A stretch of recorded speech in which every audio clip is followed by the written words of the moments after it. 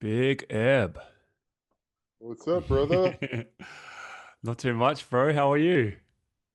I'm good, man. I'm good. Feeling good. How are you feeling? I'm feeling good, man. Just pouring myself a little decaf. Nice, dude. You're still going no coffee? Yeah, it's been 2 months now. How's it going? Feels good? It feels really good, Eb. It feels really like clear. Especially like the first couple of days, I had like these mad headaches, which is Yeah. was insane. Yeah. Have you done it before? You had time away from caffeine? Uh, no. I Okay. just I just like coffee too much, man. Yeah. I go through phases where I limit it. I'm definitely in a I can't do more than 1 cup a day. Mm. If I can stick to that, I feel good. If I have a second cup, I feel a little crazy, but I just love the flavor, man. I love coffee. It just feels like something that I'm like,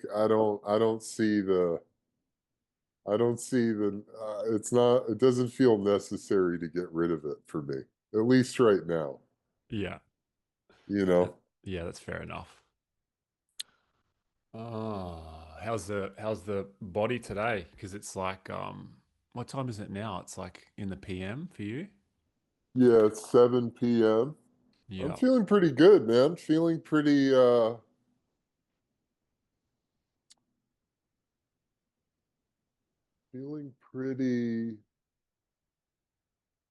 balanced, man. Taking good care of my body. Been eating, I always eat super clean, but I feel like this month in particular really wanted to dial it in. I feel like I'd like to lose like 15 pounds. All So right. I'm doing a lot of intermittent fasting till about noon, and then I'm breaking my fast with a green juice, and then doing a lot of fruit and veggies and lean protein, minimal dairy, no eggs, um, just a lot of water, no processed food. So feeling pretty good, man, honestly. Been Beautiful. doing a lot of ice baths, a lot of just like, a lot of sweating. So I'm feeling good, man. A lot of meditation. That's been key. Oh yeah. And otherwise, man, just living. Yeah. I love that. Oh, I felt like today, Eb, like what we could talk about before we get started. Um, like talk about like what I was discussing with you on in the emails is like basically like relationships Yeah. and also masculinity. Because I feel like that's something that when I, have conversations with you and when I look at you from afar, like I feel like you're very much the embodiment of like what I feel is like a healthy masculine man, someone who takes like responsibility for themselves, take ownership, and as well as like being vulnerable and being open and receptive. I feel like that's the direction that masculinity is heading in this day and age. Mm, Not the traditional form that we grew up with of like, being the man, you got to pay the bills and not really like, in my experience, for what I've experienced as a father anyway, with my dad, not really being emotionally receptive or available for, how you're feeling or I love you or just, just that side of things. So I feel like that'd be really cool to yeah. drop in on a pod and talk about that and maybe your experience with your journey in that realm as well. Yeah, I love that, man. I love that. Well, you're already recording, so you're ready to roll, right? We're Ready- we're already in. We're We're all, dropped in. we're dropped in, bro. We're dropped in. Yeah. Well, I think on that, dude, because I love that. I love that topic, and I think it would be a great. I love that conversation. I think it would be interesting first to define that old idea of being a man. I don't think I would even call it masculinity. It's like it's the old idea of being a man, whatever that is. It's sort of when I think about it, I think about in my mind's eye, I see images of old John Wayne movies and this bravado, uh, this, the sort of macho gunslinger, maybe womanizer, beer drinker, whiskey drinker, Yeah. kind of Yeah. gets shit done kind of guy, but not, I think, like you said, you hit it on the head. The piece that's not there is the emotional availability or the availability to the moment, Mm. the availability to being present with people, sort of all mission oriented, which I think, some of that is good. Some of that is necessary and powerful, but it's not the full picture. Mm. In our men's group, I think something that really blew my mind was from the Vedic perspective of Shiva as the prime masculine symbol, the prime masculine deity, even being this pillar or phallus that connects heaven and earth. And that really blew my mind because to me, that definition of Shiva, the pillar that connects the heavens and the earth, connecting the ether and the material, is encompassing of the feminine as well. It's encompassing of the emotional availability, the a harnessing, a mastering of the creative energy, the wildness within and without the cosmos. Harnessing that power is the definition of ultimate masculinity and what we're really looking to achieve in this new era of men. Mm. And it's interesting because when I think about my father, so much of who I am is who my dad is, who my dad is. My dad was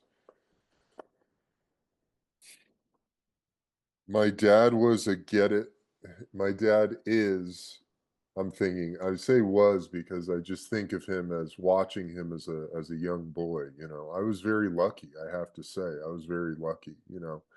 And there were things that I feel as a man, as a father, as a partner, I have worked to improve upon, standing on the shoulders of my father. And that being said, I have to acknowledge how much of an imprint my father made on me as far as what being a man is all about. My father is a get it done type of man.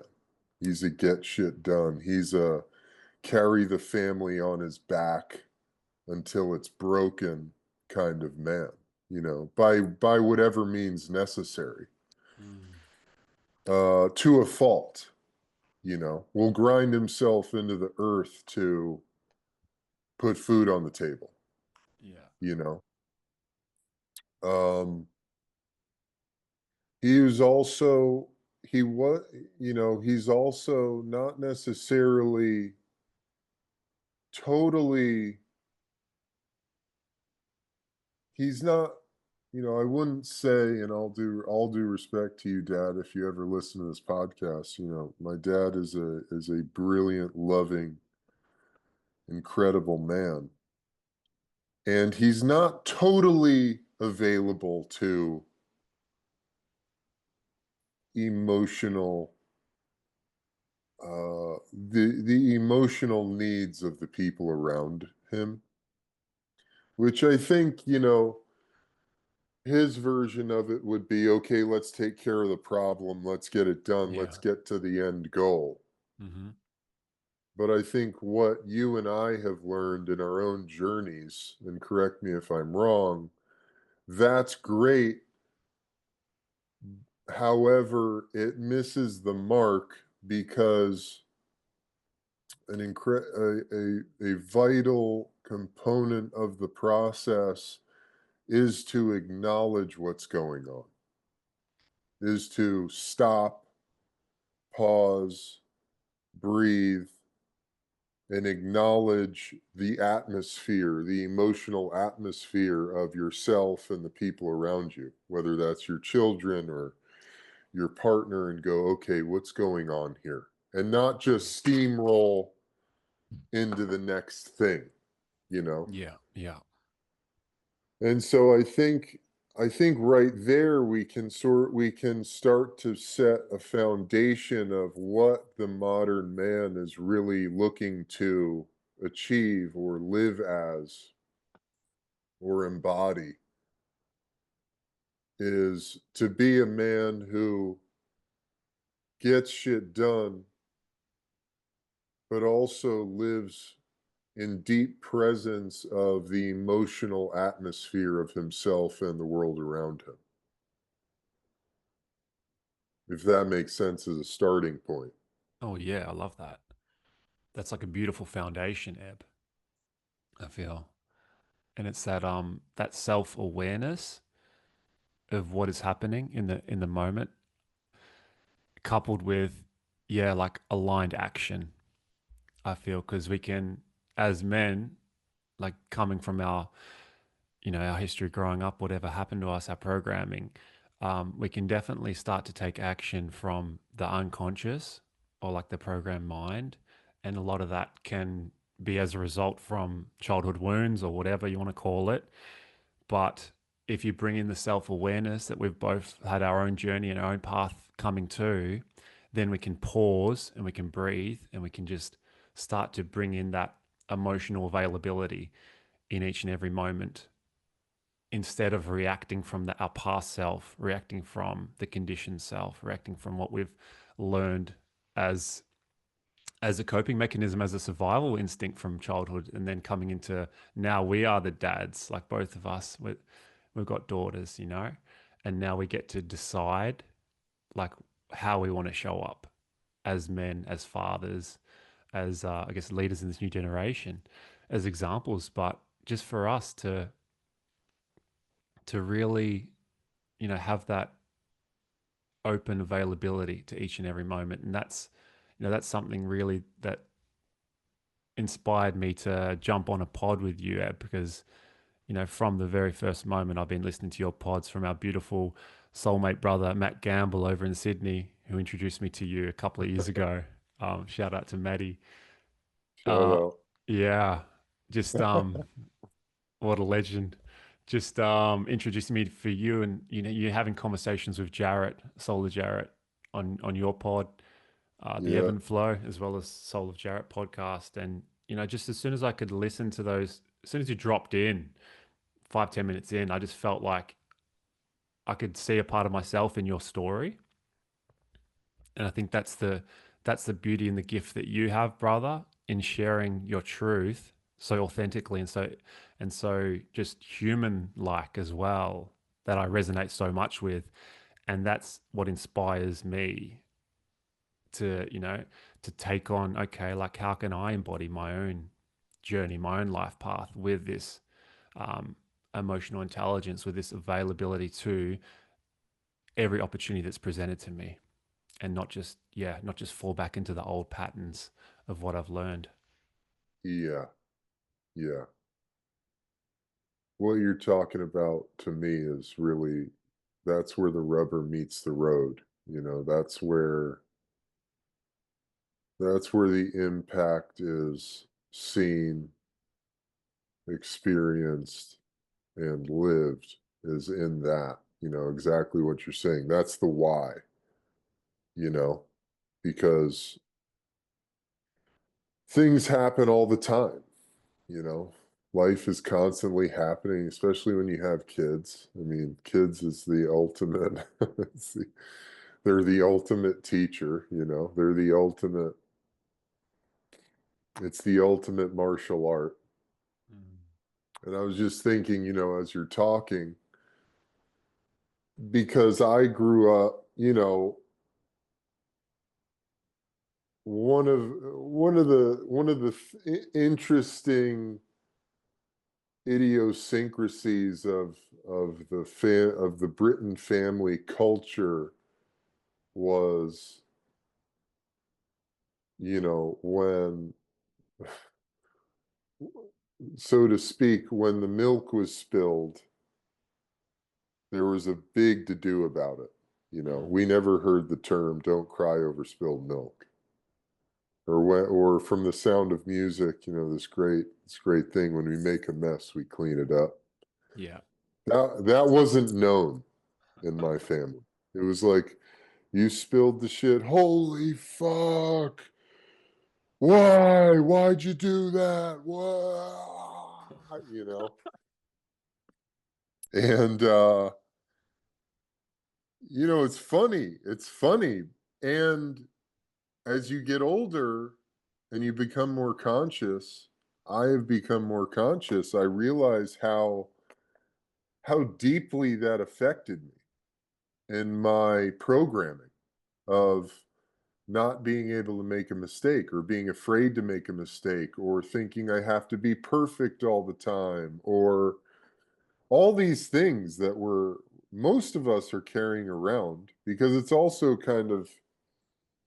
it's ubiquitous in the culture Mm. of, like, don't mess up, don't be messy, you have to be buttoned up and put together and sharp, and don't make mistakes. If you make mistakes, you're a failure, man. And it's frankly totally destructive. Just simply put, it's completely destructive on the life path. And so for me, as a father, I mean, I've done it many times. Like, I think about, I became a father really young. I was 24 when my daughter was born. Oh, And wow. I didn't have many tools, man. you know, and all that programming was running wild. I mean, quick story, like, we had just bought, I was still in the NFL, we had just bought like a $10,000 couch. And wouldn't you know it, 3 days into having it, my daughter decided to wake up one morning and take her magic markers to the fucking thing, And I just, like, I could barely handle it, dude. And made a total mess as a father, and, you know, probably scarred my daughter by yelling and getting really big and scary, and I might have spanked her, forgive me. And of course afterwards I felt horrible. I felt so ashamed and guilty and sick. Like, it's just stuff, dude. It's just fucking stuff. And what is the value of that to, the well-being, the emotional well-being, the emotional intelligence of my daughter, in our relationship? It's nothing. It's fucking nothing. But it's taken me a long time to get to a place where Mm. now, you know, it happened like a couple months ago, actually, we were in the grocery store one morning, and I had a cup of coffee, like a fresh cup of coffee, a beautiful cup of coffee, had my cream in there. It was just like, just a delight, perfect morning, enjoying my coffee, grocery shopping. And my daughter went to give me a hug and she knocked it out of my hand. you know? And through many repetitions, I found myself in a place where I just picked up the cup. Restored it as best I could. I set it down in the cup holder in the cart. And she had this look on her face. Like Mm. I could see it. And I just grabbed her and pulled her in and I hugged her and I said, "Hey, I love you. It's all good. It's just a coffee. I love you." And I could feel her just like relax, Yeah. you know? And it seems like such a small thing, but it's such a profound thing. It's such a profound change um, that I'm very grateful for that's happened over time, only because I've had the grace of becoming conscious of that chain that I'd like to break, and it's happening. You know, Yeah. we're becoming the Britton family culture will no longer be a family that doesn't know the saying, "You don't cry over spilled milk." And when you make a mess, you just clean it up. And, to me, that's really what we're talking about here. That's the difference. It's small, it's subtle. And that doesn't mean, this doesn't mean that we, I was on this, I do this prosperity workshop, and it's Monday nights are the calls. It's with a dear, dear friend, mentor of mine. He's been a very important mentor for me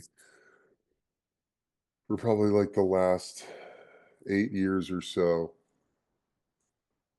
And he said this funny thing last night. He was talking about kids, and he's a pretty deep, he's a deeply spiritual man. And he was talking about, he's got some very, he's got a very interesting community of friends who are a lot of these spiritual guru types. And he said, when these people have kids, they call their kids their star seeds, and they're rainbow children and Yeah. crystal Right. children and all these things. And it's like, it's great. It's true. It's true. We're in the Aquarian age. This is the age of Aquarius. We are certainly evolving into the new earth paradigm. The Mm-hmm. frequency is changing. Mm-hmm. Human beings are being forced to adapt to that frequency change and how we live, how our consciousness functions. We're being forced to adapt and change our programming, which is a lot of what we're all feeling. Mm. And yet our kids they're still our kids. They're not gods incarnate yet. They're not something to be put above us. Mm. We still, as parents, part of our role as these souls parents, the the the beings that these souls chose to come in through, our role is to create order for them, Mm. Mm-hmm. is to create structure, create order, so that they can be the divine being that they were destined to be. So that doesn't mean it's just willy-nilly, do whatever the fuck you want. Exactly. Yeah. However, it is this very nuanced dance of learning how to become understanding and present enough to cultivate and nourish and give context to and security to their emotional environment, you know? So that essentially when they're 30 years old, they're not having to, pull off all the layers and do all the fucking healing that we have to do, you Yeah. know? Yeah. So it's like we can do our best. And yet, as the great poet, I think it was either Yeats or another brilliant English poet, he said, we're basically, I'm paraphrasing, but we're gonna fuck up our children. Like Yeah. it's inevitable to some extent. We're gonna do our best to make sure they don't have any of the trauma that we had, but inevitably in doing so, we're gonna create a whole new, Mm. compartment of trauma that they'll Yeah. have to deal with and manage. And I think that's just part of the human deal. Mm. And it's not my point is it's not going to be perfect. However, as long as we know better, we have to do better, you know? Mm. I do know. Yeah. I love that. I love that's resonating for me, Eb, too, because it's literally what I'm moving through right now in almost like a second chance, in a sense, Mm, mhm, like coming to this awareness of how things are. And like now, like, because I've separated from my three daughters' mother last year in September, and on that journey, also found my soulmate in the same process. And just realizing all these patterns that I was in that old dynamic. It was coming from, yeah, the wounds, and also like just a dad that was sad, mm, and that yeah, was the thinking I was doing all the things, but for me, it wasn't really like in terms of punishment. I would more suppress, and mm, there was times where I could speak up, but I wouldn't. mm, But now having this opportunity and stepping into this new form of masculinity of like, hey, I get to decide and I get to give what I'm feeling as well with the kids. What you're saying, Eb, is like healthy boundaries because kids actually crave boundaries, right? And that's important too. And yeah, for us not to get lost in the sea of so much information out there, and experts and also like the spiritual ones as well. Like yeah, they're my star seeds. They're my gifts of God. But yeah, they are. But also, no doubt. yeah, also it's important for us to instill like healthy boundaries for our kids Totally, man. so they have the opportunity for them and create that separation as well, because maybe sometimes we could have an anxious attachment to our kids because they're our kids, and we want the best for them, and but that lens of like they are so special, and they are, but if you're coming from that place, then it can be an attachment to them of like, I know what's best for them. I need to do everything in my power to make sure that they are adequate for their life, but in doing so you could rob them of their own awakening and their own experiences, Yes. Yeah. which is such a dance. 100%. Yeah. Yeah. Yeah. I think you hit so many things on the head, brother. I mean, healthy bound children feel really safe when they have a container. They Yeah. feel secure so that they can grow in that container.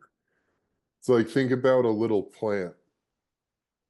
You want to keep the little plant in the little container until it's ready for the next container that's a little bit bigger, and then a little bit bigger container, and then a little bit bigger, and then you plant the fucking tree in the woods, Yeah. you know, and it gets to be a part of the forest. But I think that's such an important point, you know, that, and I mean, you have three kids, I have one. I I I want to have more children, and God willing, I will. Me willing, I will. Mm. Um, you know, you hear it all the time. People who have, more than two kids, there's always going to be a rebel too. There's always going to be one that's like just constantly trying to push the boundaries and break the mold. And they're special too. And they have to be, and as a parent, you have to be able to do the dance with whatever that child, whoever that child is, and nourish their uniqueness as well, you know? I mean, right now, my daughter's 13, and it's one of those, it's the classic cliche of she's in this phase where I'm not cool at all, you know. She knows everything. I can't tell her anything, you know. Um I'm s- if I try to come in, she really wants nothing to do with me. So I'm learning that if I just stay, all I have to do is stay in her atmosphere so that she knows where I'm at, but give her space and she comes to me, and let her come Mm. to me, and let her, and that I still have to provide these boundaries and these borders of operation. It's like, okay, especially with the phones and technology, which I Mm. fail at all the time, Yeah. and being a 13-year-old, and her mom and I got divorced a few years ago now, and so her having a cell phone, it was kind of a necessary thing to bring in, so that when she's with me, she can communicate with mom. When she's with mom, she can communicate with me. She's got friends. She wants to communicate with friends. There's no social media. We have certain rules around it, which are important. Hmm. So it's still figuring out, and in every stage, I think it's different. It's different. Every stage has its challenges as a parent, and how to move and dance and create that. Because really, at the end of the day, all I care about is that my daughter knows that I'm a safe place for her to come to, you know? What, with any problem she's having, any difficulty, I just want her to know that I'm a safe position, place for her to come to, get and be supported, no matter what's going on in her life. And, you know, I just do my best at creating that environment for her to know that and feel that.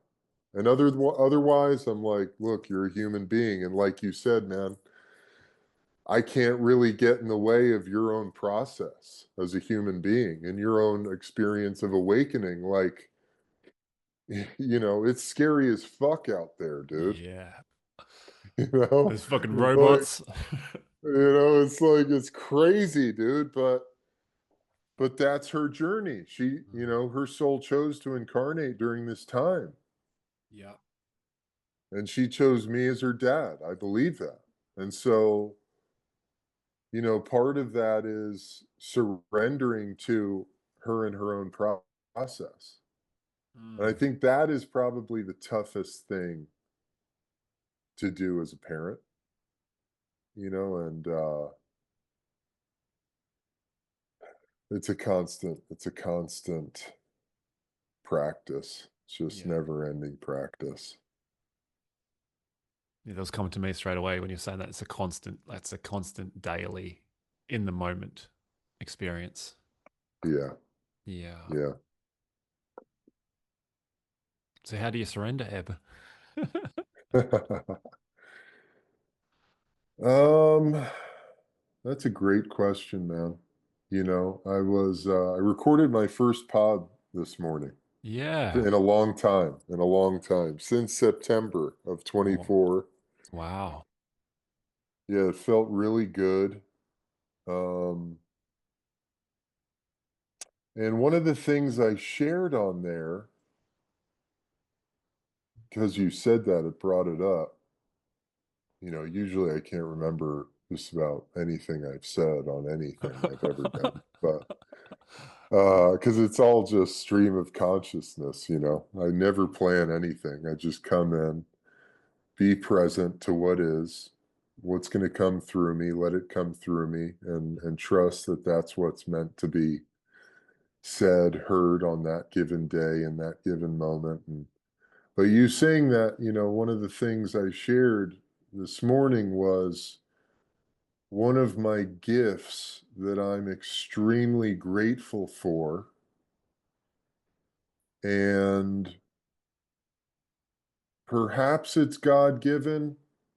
Uh, I think it's one part being born with this specific configuration, psychological, emotional, physical configuration.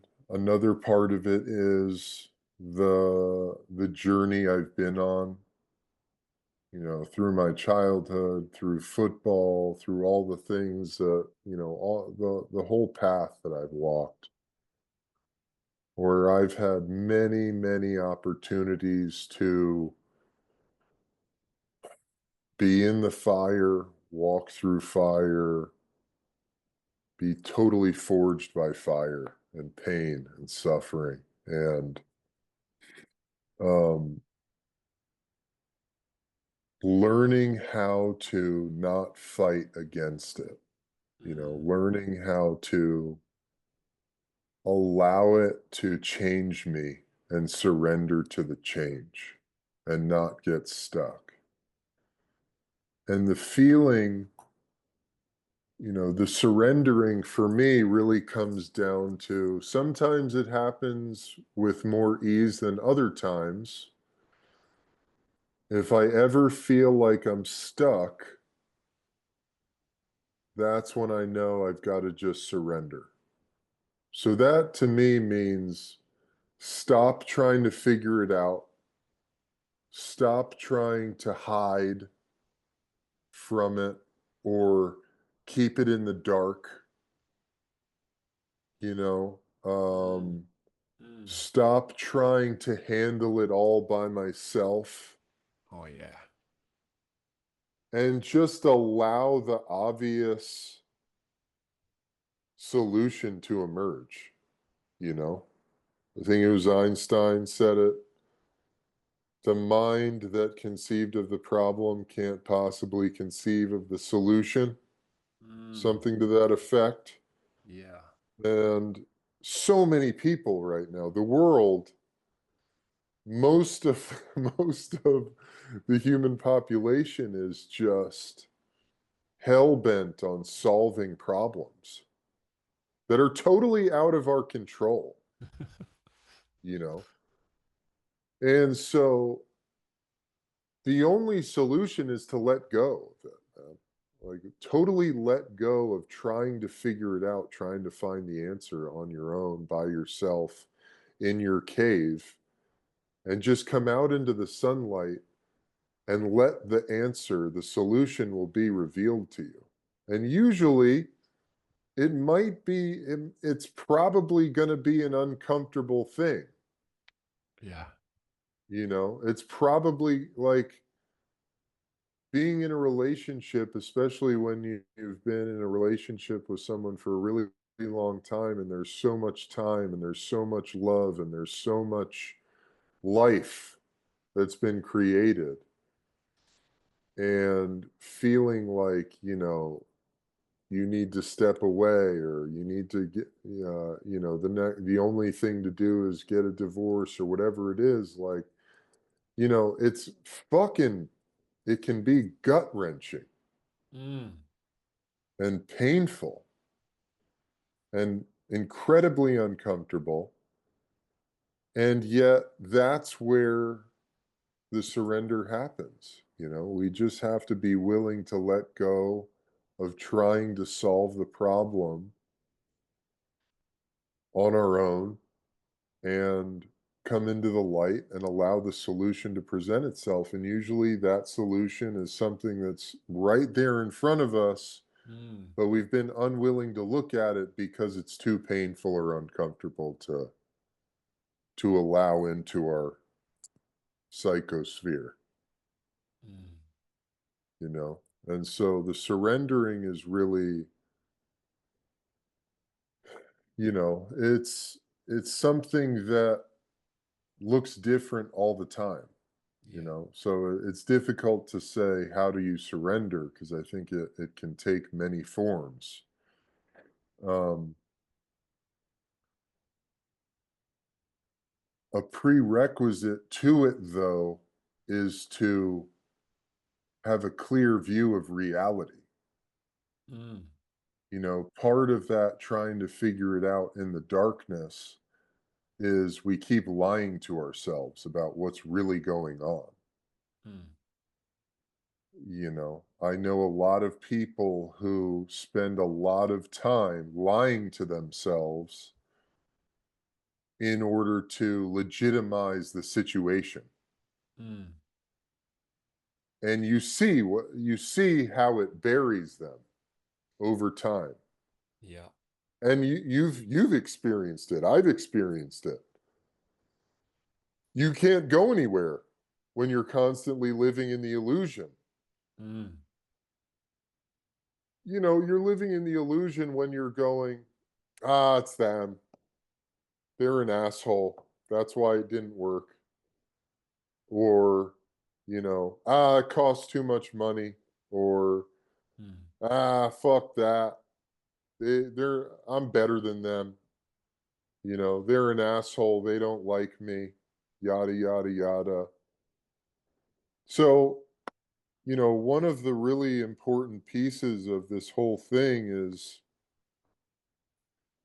and it include this is not tangential to the conversation on masculinity. Mm. One of the most important pieces of this whole thing is that we get really clear and really honest Mm. about what is. If shit's not working in your life, it's up to you, man. It's on you. It's about what you're doing. You know, another really powerful thing that came out of the call last night, which was interesting because I'd been thinking about it myself. And of course, it always works that way. You know, you're in a you're in a group, in our men's group, or you're doing a workshop, or you're going to have coffee with a buddy, or you're going into the workplace, and somehow the theme of the day or the theme of the conversation is something that's been swirling in your mind. It's something that you've been feeling or sensing or trying to work out, and then all of a sudden it's on the table and people are talking about it, and you're going, "Whoa, dude, I was just thinking about this." Yes. But something he said that I had been thinking about that day prior to the call was no one, no thing, no entity outside of you has control over your will. Mm. It is an impossibility. It's not a thing. Like no reptilian entity, no government agency, no fucking political bill, nothing has control over your will. You are God incarnate. You are the creator of your life. So, the first thing you have to do, if you're in a position, if you find yourself in a position where you're going, I don't have agency over my decisions, Mm.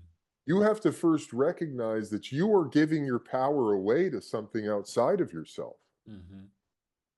because that's the only way anything outside of you has control over your will. You are giving it away. You are choosing Mm. to give up your power.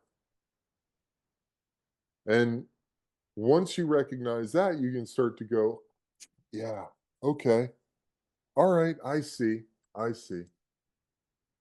I see how I've put myself in this position.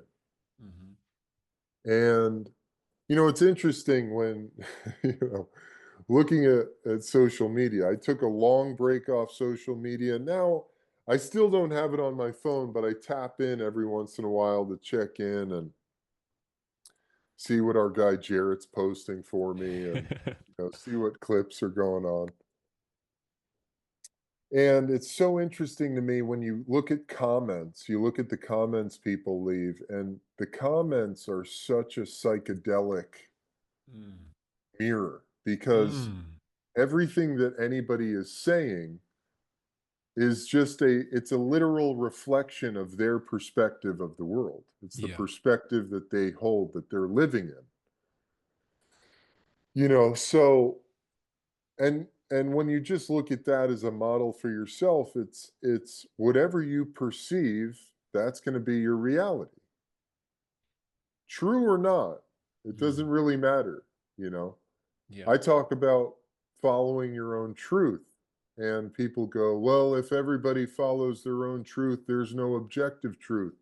Well, what is objective truth?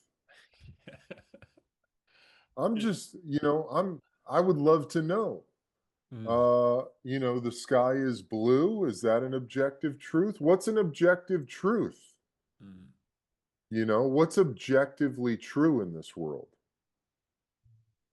I don't know. I don't, an objective truth would be something that, it's like this table that, my computer's sitting on.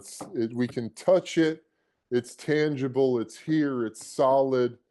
This is an objective truth. I don't know what that is. To be good, to be kind, to be compassionate. Those could be objective truths.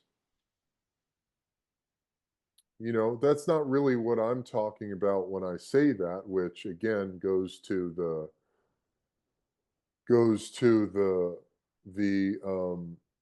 where words and language really fall short, Yeah. because we can, Buddha said it best, when I speak, I compromise myself. It's Mm-hmm. words can be words are just they're symbols that travel through space, and they go through a filter, and they're Exactly. translated through that filter, and God knows what the interpretation or translation looks like in the mind of another. So, that aside, you know, for the sake of this conversation, what I'm really talking about is getting honest with what is, getting honest with your situation. If you're waking up and you feel really miserable, you feel really discontent with your surroundings, man, it's about you, dude. It's about the decisions you make. And there's no co creation with God. Mm. God is here. God's going to give you whatever you want. Mm. Now, the next piece is, what do you want, dude? And Exactly. it can't just be a thought. Yeah, I want $1 million. Sure. Okay. But am I emanating that frequency? Am I Mm. living that? Is that what the universe is feeling from me Mm-hmm. through my actions, through what I actually believe about myself, who I am, what I deserve, all that stuff, you know? And so, you know, the prerequisite is getting really honest with yourself. And that starts with getting honest about what you believe to be true. Mm-hmm. What are the stories that you hold? What do you believe is real? know, if you believe that the whole world is against you, guess what, dude? That's what you're gonna see. And the world is fucking tough, man. Nobody gives a fuck about you. That's the hard truth because we're all trying to make it happen, you know? The more conscious human beings on the planet, yes. They may not it's not necessarily that they really care about you, but we want to see good for all our brothers and sisters, no doubt about it. We want to see success and prosperity and happiness and goodness in the lives of all those we come into contact with. But I can't be involved in your thing, man. I can't be involved in your process. I don't have time. I'm involved in my process. Mm. I can't, you know? Um, so it really begins with getting really honest with yourself about what is, and stop telling yourself the lies that help you reconcile the shitty circumstances that you find yourself in. If you want to change it. If you don't, hey, great. Do that, you know. Do that too. I don't care. I really don't care. Mm. You've been flowing, Evan. You've been just channeling. Yeah, I know, dude. I'm loving this convo, brother. I'm really stoked we're here. So A do I. night pod is always it's always a fun change up, dude. Yeah, no doubt. When you're speaking about that, like what came to me as well was this. Have you heard of Anthony DeMello? Is this author of Awareness? Yeah, yeah, Yeah, where he talks amazing. about, yeah, like the whole theme of that is clarity of perception equals accuracy of response. Mm, Like yeah, getting clear on what it is we perceive, because exactly what you said, as we're speaking, it's coming out the filter. The words are coming out from the filter of our experience and our conditioning and our upbringing. So getting clear on what it is we're actually seeing, because we only see physical reality. It's like what a percentage of like 0.5% of what's actually happening, like all the vibrations, all yeah, the frequencies, all the energy that's beyond our sight. So then what are we seeing? It's the lens of what we're actually believing is to be true. yeah, And yeah, yeah, and how can you change your life if you're not actually clear on what you want and clear on what you're actually seeing and taking responsibility? So that's I think that having that free will, as you said, like God is here giving us that free will. Because I've been watching Lucifer. I don't know if you've seen that on Oh, Netflix, the bro. show, Yeah, it's good so show. it's so fucking good, man. It's crazy how I remember you talking to Jared about when you were watching Vikings that time, Yeah, yeah, and it was just like a full-on awakening experience for you. yeah. Yeah, same for me with That's what Lucifer. Lucifer. All right, Yeah, I'm gonna have to check it out. it's It's so been one good. of those shows where I'm like, I feel like this is gonna be a good ass show. Oh, you'll see it now. You'll just watch it. You'll get addicted to it, Uh-huh. bro. Yeah. All right. All I right. think you and Kat will enjoy it. It'll be good for you guys. I think Kat has watched it and she said it's Okay. a great show. Same as Sarah for me. And she watched it like years ago, and now we're watching it Mhm. now. And it's the same as like with the level of awareness that you have now, watching it, like she's seeing so many different things that obviously just bypassed her when she watched it 6 years ago or a couple of years ago, whenever she watched it. It's very interesting. Um, but Mm, but mhm. like but God's in that, and Lucifer's the devil, right? And he Yeah. and he and he takes a holiday, he goes to Los Angeles, and is like a Uh-huh. nightclub owner. It's really cool. And then Uh-huh. he becomes friends with like this detective, homicide detective. They become really Oh. friends and stuff. But yeah, but God's in there, and like the whole time Lucifer is like saying like he's having this argument about his dad, about God, about like like you talk in riddles, like you don't tell me like what I need to do and all these things. But that's the beauty of co-creation of God. Like it gives you the free will for you to choose. Mm, And it's just so resonant for me in that experience. Just listen to that of like, yeah, like, hey, that's the beauty of choice and the freedom of free will. Like we get to decide, and from those decisions, that's how we perceive this reality. Yeah. Yeah. They call Earth, the great experiment. Mm. I don't know who calls it that. I don't know where that originated from, but I know that, you saying that, us human beings, perhaps being one of the only creatures in the entirety of the cosmos that have this experience of free will. And it's an experiment. Mm. It's an experiment to see what will happen, to see what we'll do, to see what we'll choose. Um, and it's interesting. I was talking to a really good buddy of mine, and he read this book. What is the name of it? It's a money book. Mm. Uh,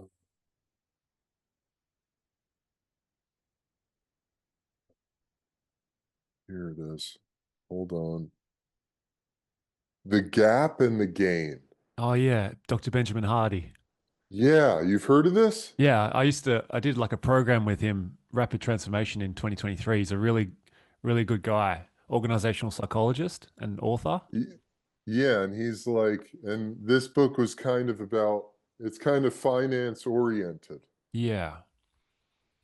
But so he talked about the gap and the gain, and basically, if you think about, we can we have a choice to make all the time. Are we going to be living in the gain? Mm. Or are we going to be living in the gap? Yeah. And essentially, if we're living in the gain all the time, we're always seeing our progress and how far we've come from where we started. Yes. But if we're always living in the gap, we're always falling short. Hmm. We're always a piece of shit. We're Yeah. never enough, you Yeah. know? And I was like, man, that's so powerful, As an individual, so powerful, such a powerful reminder to think about, like, when I'm down in the dumps, Mm. when Eb's down in the dumps, we all have those days we wake up and we're like, what are we doing here, man? Fuck. Is anything going? Have we done anything good? And you look back. I've been there like a year ago, man. Yep. A year ago I was really struck. 2024 was a really dark year for me, dude. And I was living in that gap. I was Mm. living in, like, man, how was it that a year ago or 2 years ago I was sky high? I felt like I had it all figured out, man. Like I was on top of the world. And now I feel totally lost and like everything was for naught. And I have no idea what I'm doing or who I am or what it all, like, who cares? And man, it was the darkest. It was such a dark period, you know. But, surrendering, Hmm. surrendering to what was happening inside of me, picking up the phone, getting the help that I needed, which Hmm. at the time was I checked myself into a treatment center, dude. Yep. I had to get sober, that was what I had to do. And it's funny, people listening to this, I've shared this with you and the men's group and some of the guys that I'm really close to. And, I think all of you are probably like, man, never, never would have thought anything was wrong, Eb, Hmm. And on the outside, it probably looked okay, but on the inside, man, I was a shell of myself. So I was willing to surrender. I surrendered. I reached out for help, got the help I needed, went and surrendered to that help, did what I had to do. It was fucking uncomfortable as hell. So uncomfortable. The first 2 weeks in treatment, I just spent crying. Mm. and felt like I don't even know how to be a human, dude. It was really powerful though. It was like the first weekend I was in treatment, and I went into this little room where they had a TV, and turned on Netflix, and I watched this documentary on Moses and the book of Exodus, and it just fucking blew my mind, brother. You know, because the story of Moses, he's a Jew. When he's a baby, the Pharaoh's killing all the Jews, Mm. and his mother put him in a little basket and sent him down the river, down the Nile, and he was found by the Pharaoh's wife or by one of her servants, and she raised him as her own son. So he got raised, by the Pharaoh. And but one day he snaps, he kills a slave driver because the Jews are building the pyramids, and he just has this whole thing like he feels how wrong it is. He's so out of place.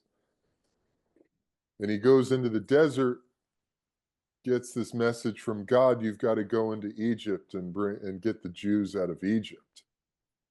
And he does the whole thing. He battles the Pharaoh. He brings the 7 plagues on Egypt, which is just devastating. In the Pharaoh's ego, just he keeps fighting against it, won't surrender, won't surrender. Finally, he claims that he'll let the Jews go, but he actually can't even surrender to that. He sends his guys after the Jews. Moses parts the Red Sea. Mm-hmm. The Jews cross. The seas crash over the Egyptians that were following them, kills them all. It's a mess, right? But after that, the Jews were in the desert for 40 years. Yes, yeah. Moses got this download to bring the Jews to the promised land. He gets them through across the Red Sea. And he's like, dude, where the fuck is the promised land, man? Mm. And meanwhile, the Jews are just like tearing at each other. But what he realizes, what he learns is that they had to be ready to go to the promised land. And it took them 40 years in the desert of toiling and fighting with each other and reconciling all their trauma. These were traumatized people who had to work shit out before they could get to paradise. Mm. And it was like being in there, dude. I was like, this is my 40 years in the desert right here, bro. Yeah. Because if I'm going to get to paradise, I have to reconcile all this fucking trauma inside of me, Mm. you know? Anyway, it was kind of a side story, but becoming, coming out of that and slowly but surely learning how to be with myself, because of my trauma, the trauma that my childhood abuse, sexual abuse, all kinds of shit. you know, I just wanted to escape by whatever means necessary. Mm-hmm. Weed, alcohol, pills, women, porn, fuck. Just give me something, bro. I'll get out of here. Mm-hmm. But all those escape valves, they stop working after a while, dude.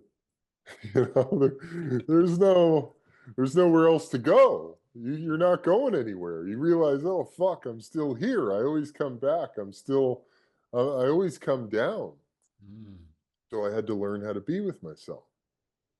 And learning how to be with myself little by little, and it's still a work in progress. I'm like 9 months from that now, which is a miracle. But I'm starting to live in the gain again, dude.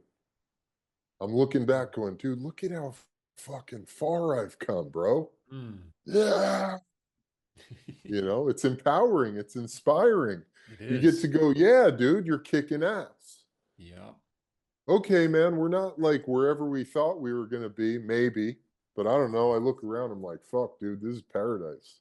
right Yeah. here. In a loving relationship. I'm on 5 acres of land. I've got a great relationship with my daughter.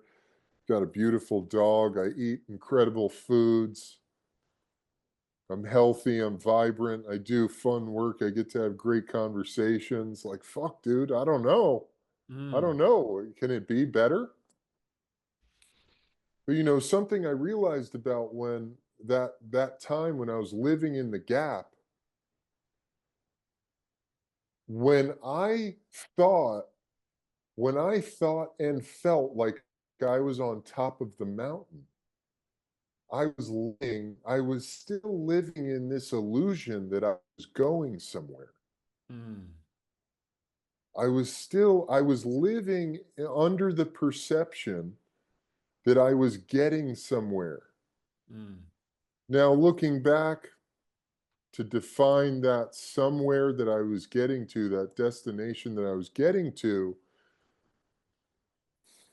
I don't know what that really looked like for me then. I don't know. Did I expect to fucking turn into light and just dissolve into God? Did I, expect to be like on the throne in white robes with followers at my feet, kissing my feet? Like, what? I don't know really what Mm. I expected, but it was an illusion that I was living in. Mm. Now I see the only destination, the only place that we're going to is to a clearer and more pure perception of reality Mm. that's less and less inhibited by veils of illusion. So you're getting just clearer and clearer, man. But Mm. you're right here all the time. But it's like these curtains, they just keep, and you just get clearer and more pure, and you're more present, and you're more here with what is. Mm. And that's really the destination that we're going to. There's no place, there's no new thing. It's just a clearer and clearer perception of reality, less veiled by illusion. And when you can live in that, you can really start to get into this, like we said, man, because really the getting somewhere is going from, my daughter spilled her soup all over the carpet and flipping out over it, to my daughter knocks my coffee out of my hand and I can bring her in for a hug and say, I love you. It doesn't matter who cares about the coffee. I'll get another one. Mm. That that fucking gain is invaluable. Mm. That is the journey right there happening, and it's just going to continue and it can continue to expand and get more anchored in, more grounded into right here, this thing right here. Mm. Um, but going back to that thing you said, man, about taking responsibility, so much of the problem that modern humans face is a self-imposed one of relinquishing our responsibility to these outside forces, Yeah. be it politics, be it whatever. There's a million things, there's a million Spiritual gurus. spiritual gurus, anybody outside, anybody that we can pass the buck Yeah. to say, oh, they need to fix it, and all of it, all the ideologies, everything is about relinquishing responsibility to somebody else so that I don't have to change, Mm. so that I don't have to decide that, or I don't have to recognize that I am the creator of my reality. And until we do that, man, it's, I mean, I hate to say it'll be a rocky road for some, you know. I mean, I'm cool, man. I'm living. Like life is fucking I see the glory of God all around me, dude, you know? In the midst of so much chaos and fucking darkness, I see the sun and the glory of God all around me, and Mm. it's because I choose that every day. Yes. Yes. Good or bad, you know? For my if I wake up and I'm like, yesterday, Monday, felt like, "Man, it's Monday? I need a vacation." And I laughed about it because 'cause I'm like, "What are I my life is like, I do nothing." Like, I don't go to a 9 to 5 job, Yeah. I don't have to interact with people I don't that are difficult to be around. Like, I'm like, "What do I need a vacation for?" And I laughed, and I was just like, "You know what? Hey, man, it's alright. Let's just take it slow." And by the end of the day, I felt super inspired and had gotten a lot of shit done. Took Mm-hmm. good care of myself. I've been dealing with this like weird chronic ear infection for like 8 months. I'm like, okay, we're gonna go to the health spa. I got some ozone Mm. insufflation in the ears. I got some peptide injections, like took good care of myself. I got an IV. And then I handled some shit that I had to handle. I did my prosperity workshop call, and it turned out to be a great day, you know. So, you know, on those days when we feel like we don't have we need somebody else to steer or to row the boat, Mm. let them, dude. Let Mm. somebody else, take a pause, take a break, take it slow. Let yourself grow. You don't have to just grind through it. Mm. Give yourself the space to have whatever experience you're having. And then, dude, I tell you what, the miracle is, man, on the other side of it, you have all the energy you ever needed and ever Yeah. wanted and more, you know? And it's kind of counterintuitive, right, brother? Because Mm-hmm. we Yeah. live in this age of David Goggins, and David Goggins is always the one that comes to mind because he's so hardcore. Yeah. And it's like, God bless him. And on one level, I don't know David. I don't know him. He's been very inspiring for me at points in my life. And he's shown us what's possible physically. But what's David like at home? Like what's his life like when he wakes up in the morning? And he decides. I think that he decides to grind through it all the time. And so a lot of us can kind of get into this, we get swept up in this cultural ideology of like, oh, I got to just grind through it all the time. Well, have discernment, man. You got to have discernment. Like I grinded through it for 30 fucking plus years, and I ground myself down to the bone Mm. and had nothing left, you know? And that wasn't good for me Yeah. cuz I'm like, you know, when I'm in those points, man, I'm like, I don't know. I've been on the doorstep of suicide, dude, Mm. a couple times. Wow. And is that worth the just grinding through it? You know? I don't think so. That's not really the point to me.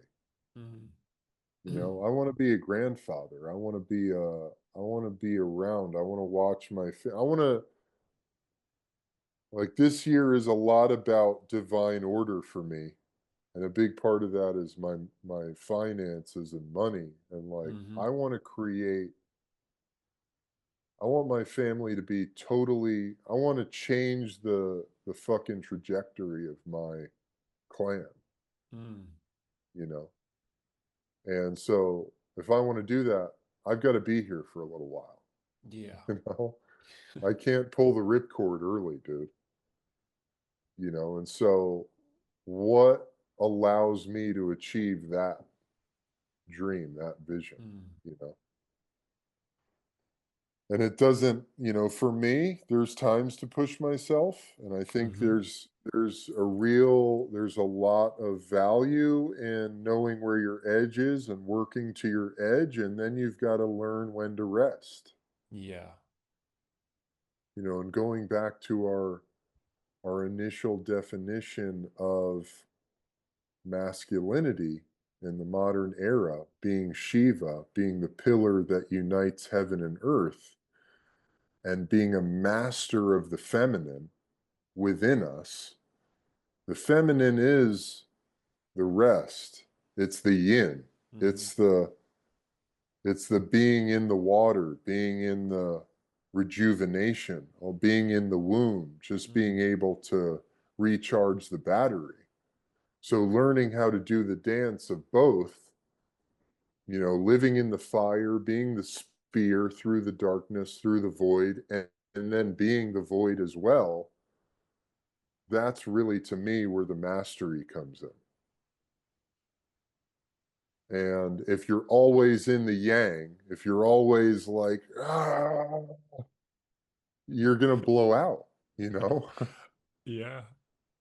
Yeah. And vice versa too, because I was always in the other side, the feminine. Totally. Totally. Yeah, 100%. And I think that's part of the dance, I think a lot of people, if you feel like, if you're in a mode of uh, where you feel like you've got to grind it out, do it. Do it for a little while. Try it. Do that yang Mm. thing. Mm. Do it hard. Do it until you work it out and you get reoriented. Mm. Because I think our good buddy Mark, our other brother Mark, he uses this word harmony a lot. And for Mm. me, that's the magic word, man. Like being in harmony, Yeah. mind, body, spirit, and heart. You've got to bring it all. It's got to be harmonious. And when it's out, you Mm. can feel it. We can all feel it, man. You know, there's like a weird misconception. People are like, oh, I don't feel those things. I don't have a relationship with that. Yeah, you do. Yeah. You do. You're a human being. You're immensely sensitive. You've just trained yourself not to be Yeah. because it's too painful. Mm. That's one of the beauties of plant medicine. Mm.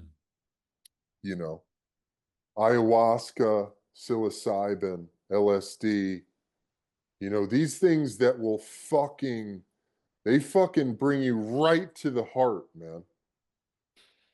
And they show you what's off here, dude. And you Yeah. have to you have to surrender or else you'll have a fucking psychotic break. You have no You'll choice. totally you'll totally implode. Yeah. And you know, I mean, over the last 10 years I've had plenty of those experiences where I'm just like, laid out on the floor, just like convulsing with tears. Because it's like that brings it back into harmony. That brings Mm. Hmm. all the static quiets and it just comes to center. And you get to Yeah. that really peaceful, quiet, harmonious center. Yeah. Yeah. If you look at it like this is such a massive. Actually, I want to acknowledge this. Everything you've shared is exactly what I've been moving through, which is no coincidence. And I think that's like why we resonate, like as humans, like we're drawn to certain energies, certain people, because we see ourselves in them. And Yeah. and that's like also something to bring some beautiful love to as well, Eben, like how you felt inside of you to start that men's group, like in February when you had that calling. I want to honor that as well, because that's what, by doing that, putting the signal out, and then the right people come, and I came into that group, like that's been such an influential um, help for me, and something that you constantly share this theme as well in this call of like asking for help, because as men in particular, it's something that we rarely do. But I've seen in my experience from asking help, like the whole veil dissipates very fast, Yeah. and that's available if you choose it, and you're worthy of asking for help too. and and Yeah. that's what I've received from that men's group, like so much support and being seen and being heard. And I love like the rules at the start, talking about that as well, like allowing everyone to express their truth, not butting in unless they're asking for advice, just they just want to be heard like that. That is the container which you talked about as well, like for our children, having that container for us to actually be ourselves and express what we're moving through is such a gift. And that's what I see in you, brother. That's why I see you as a leader, as you're doing the work, and also providing that space for other people to be honest with themselves, to be vulnerable, to open up and experience what is available if you give yourself that opportunity. Mm. Love that, brother. Love that you said that. It's so such a powerful point. And thank you. And I'm really you know, I'm humbled by that, and I'm grateful that that has come through. You know, I mean, selfishly, the men's group, starting the men's group, came to me in meditation. It wasn't really my idea, but it was like, you're going to start this men's group. You're going to invite these guys. You're just gonna do it. And you know, I mean, it was really for me because I needed it. And to highlight your point of asking for help, asking for help slash saying what's going on, being Mm. able to share what's going on, feeling comfortable and safe to share what's going on inside. Two forms of surrender. And I want to highlight what you said because to me, it's such a vital component to this, as men. And another one of my gifts that I'm grateful for is just surrendering to saying what's going on inside of me because I've learned that I've learned through experience that whether you say what's going on inside or not, people can tell when you're off, especially the people that you care about, Mm. and so when you let those things go unsaid and you let it just build up, and inevitably it's gonna come out in some way. And usually when you hold it in, it's gonna come out like a volcano. It's gonna erupt, and it's not gonna be pretty and good or for anybody. And so me, I think one of my gifts, being such a big man, you know, who is so sensitive Yeah. and feels so much. Like, I feel immensely, dude. I've thought before, I'm like, fuck, do people feel the shit I feel? Because, you know, throughout my life, man, I felt like if I didn't share what was going on inside, I was just gonna fucking die, Mm. like I'd burst. Mm. And so perhaps out of fear and or necessity, I just decided I need to get this out of me because otherwise I'm just going to fucking implode. And it really has the opposite effect of what we've been. conditioned to believe, going back to that idea of the old man, the old Mm. Yeah. paradigm of man, you know. You think that you're going to share something, you share something, you open up and you're vulnerable and you think that that's going to make people think you're weak, but it actually does the opposite. Hmm. It connects people to you. It helps people trust you. Now, there is a fine line too. Yes. Again, because this segment gets chopped into a clip and then everybody says, well, I can't just say everything, which is true. If Yeah. you read, one of my Bibles is Way of the Superior Man by David Data. And, one of the things that he talks about, which was one of the reasons I started the men's group was, Mm. as men, we can't necessarily always share our fear with our woman or our partner because then, and you have to be discerning about it. It's a dance again, it's not all the time. It's not an Mm. ultimatum. It's not an ultimate truth.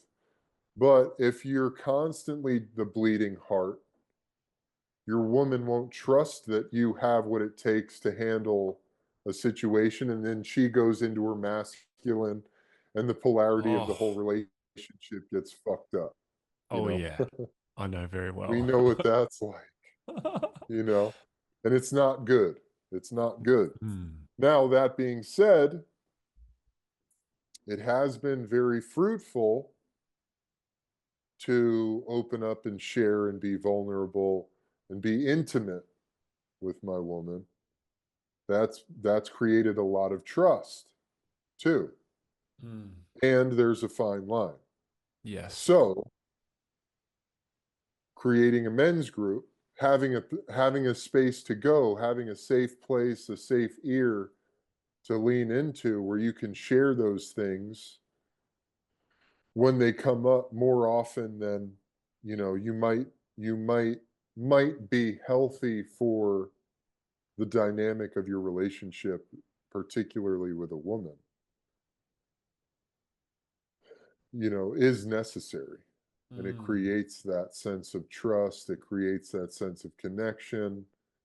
It creates a sense of leadership, where, you know, I am humbled by the fact that, you and probably most of the guys, and I know because a lot of them have said this to me as well, they look at me as a leader. However, the type of leadership that I bring is that I hope to bring.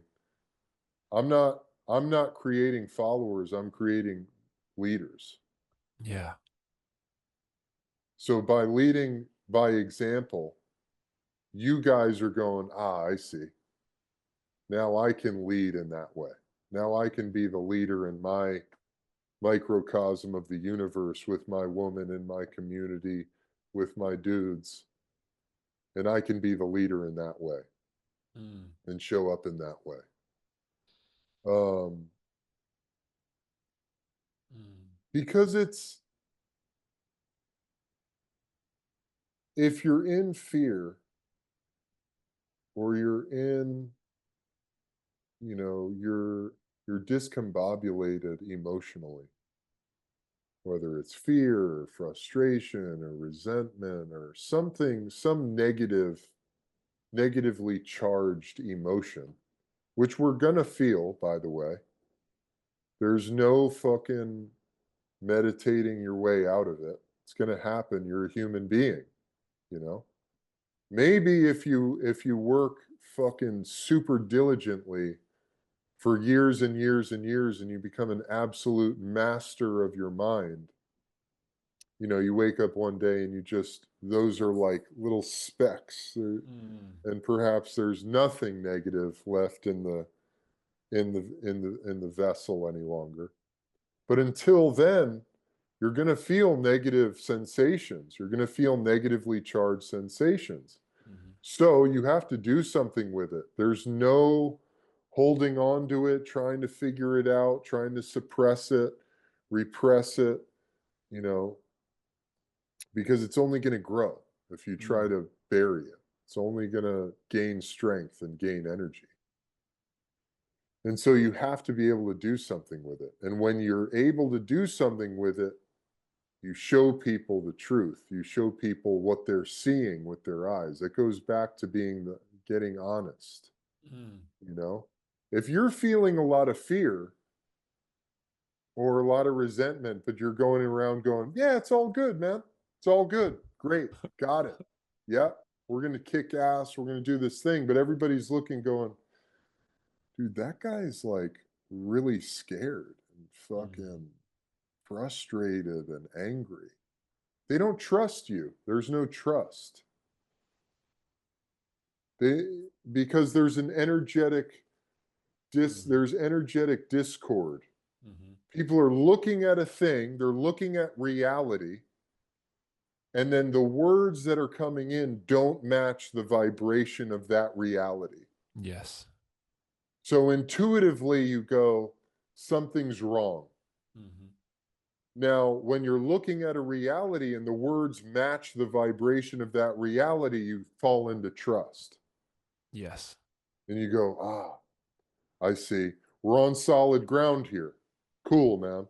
You know, all right, we're going into this battle. Yeah, we've got some fear, but you know what? We're going to give it everything we've got. We've got fucking God on our side. We're fucking walking the righteous path. We're going to come out victorious. There might be some losses. Some of us might not make it out alive.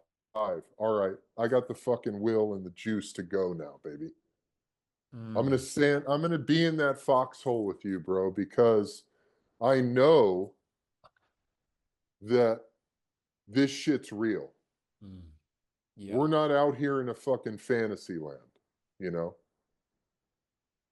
So I think it's immensely important. It's immensely important, you know, Yeah. Yeah. to be true, to be true and honest. Yeah. Because it's so obvious to see it. Yeah, exactly, dude. We see it anyway. You know, Yeah. we see it anyway. And so when the words come out, like I said, when the words come out and they don't align with the vibration of reality that we're seeing in front of us, there's weakness there.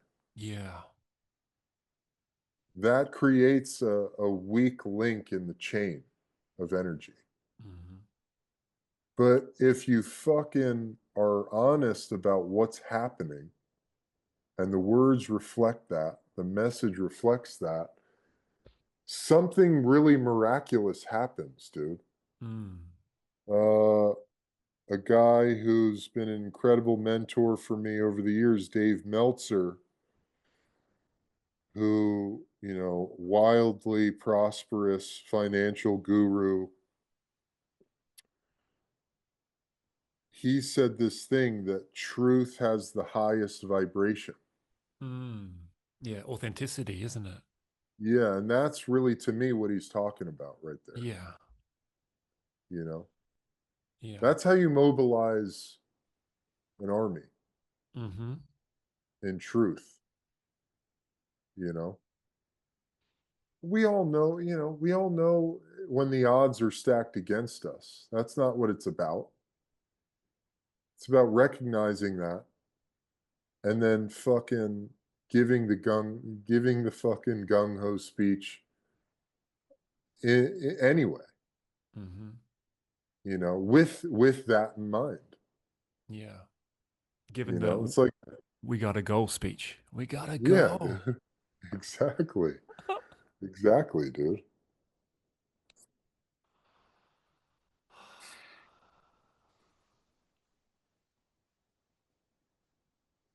Brother, I love all of this. I love this expression. Yeah, man. I'm fucking fired up. I'm not gonna I, c- sleep tonight, I dude. can see that, eh? You remind me. This reminds me of my soulmate Sarah. I'm in bed last night, and I she's a projector in human design, so she just waits for the invitation. I think you're a generator. I think that's very similar. And Uh-huh. I'm a manifester, and I just initiate. So last night I initiated one sentence to her, saying like, "Hey, what you did today? like talking about our social media and stuff because we're getting away from the chat GPT and the technology and shit. Uh-huh. Because that's a rabbit hole. Yeah. Use it with care. Don't let it Yeah, no become doubt. your yeah, don't another guru, another social media guru there. No doubt. Yeah. But I said to her, like, I love how you did your story today, like, and you just express, like coming from yourself, like what you're going through and you're sharing, like just marketing yourself, but expressing yourself fully, right? And then she's like, yeah. And then she just went off and yeah, full of energy. Like within half an hour, we're changing the beds, the positioning of the bed. Cause I had another intuition of like, hey, I remember reality transurfing, you got to have your head facing the north. And so we're just Yeah. like, we're like, that's why we've been sleeping so shit in this house, like right now. So we changed the position of the bed. I'm fired up. She's fired up. And I'm like, I've got to have a podcast with Eb in the morning because it's like in the morning for me. I'm like, yeah, okay. This is just how it goes. Yeah, dude. Yeah. I know. I know. It's good. Yeah, it is good. It's good. It's good to ride the wave of the energy when it comes in the moment. Yeah. Yeah, for sure, man. For Mm. sure. Ah, but thank you, Eb. Thank you for everything that you are, brother, for this chat, for the men's group, for the podcast that I've listened to you, that our boy Matty Gamble inspired me to get onto in the first place. Because I didn't know you before the NFL. I just knew you through your expression, which is cool. It's meant to be Yeah. that way, you know? Yeah, I appreciate it, man. Really grateful for you, brother. Love having you. Love being in this brotherhood with you, man, and being connected with you. And this is thanks for asking me to come on. This was a real treat for me. Absolutely, pleasure, absolute pleasure, bro. And I'll put all your links in the show notes. And I guess if anyone listening to this, where would they like to find you? The ebb and flow. You've started the podcast again, brother. Yeah, podcast is new episodes are coming soon. Um yeah, there's a lot of content there though on YouTube and the podcast any podcast streaming platform. But yeah, new episodes will be coming soon. And then, if you want to connect with me, you can hit me up on Instagram. Everything I've got going is there. Beautiful, beautiful. And you still Yeah, coaching, brother. Eb? For those who inquire, yes. Beautiful.